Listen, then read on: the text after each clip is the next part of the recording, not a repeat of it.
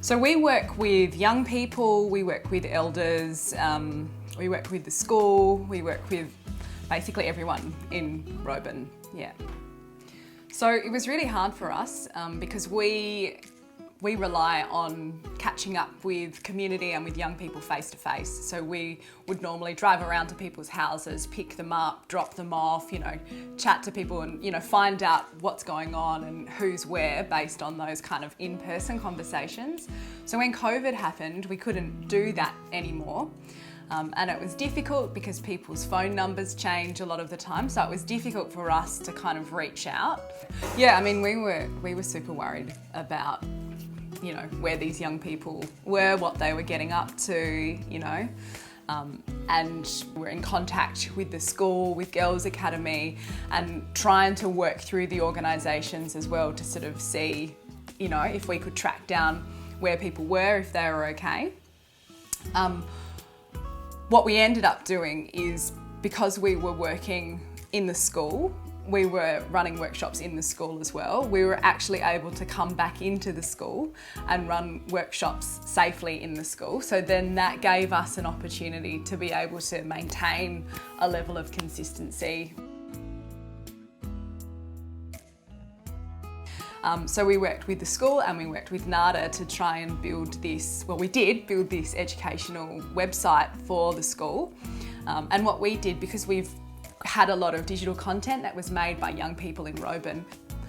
So what was really great about the website was that you'd have on the website all of the different year levels broken down, and then the teachers would go on to NADA radio and they had a special broadcast that reflected what was in the website, so that the kids would be tuning in, listen to the radio, listening to their teachers, and then they would be able to go onto the website and look at that. So it was a way of being able to make sure that that learning was supported.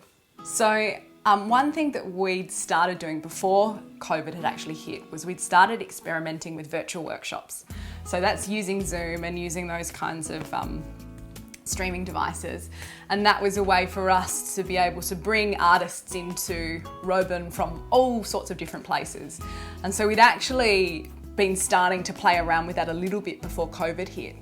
And so when COVID hit, we thought, well, this is actually a good opportunity to kind of build this up.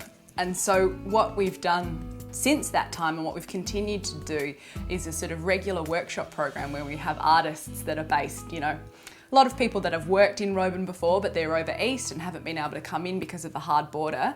We've had them Zoom into the digital lab, and we've run workshops with the kids on iPads doing things like digital drawing and beat making.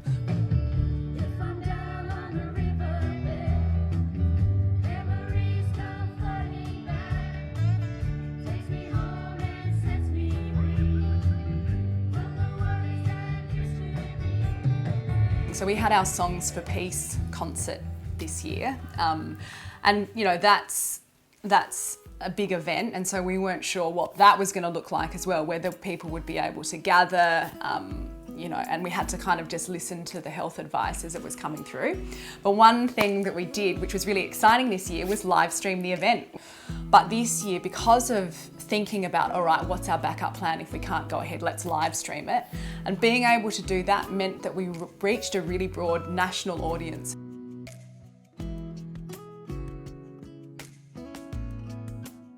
So we've got a few different things lined up for next year, which we're really excited about. We're doing a whole series of on-country trips with Clinton Walker at the moment, which is super exciting. And those on-country trips are kind of complemented by like sort of a workshop program that we're running around that, trying to build up these young people as our future leaders. I think next year will be interesting. I think next year people are going to be really appreciative, hopefully, that that we're continuing to track on a positive pathway out of this pandemic. But I still think there's a level of uncertainty, and it's going to be important that we're continuing to support our young people and the community so that they're feeling strong and resilient in these kind of uncertain times.